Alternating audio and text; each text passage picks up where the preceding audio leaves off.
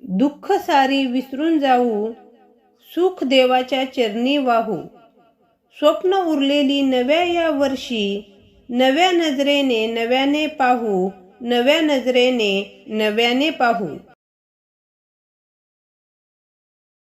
भिजलेली आसवे झेलून घे, सुख दुःख झोळीत साठवून घे. आता उधळ हे सारे आकाशी, नववर्षाचा आनंद भरभरून घे, नववर्षाचा आनंद भरभरून घे.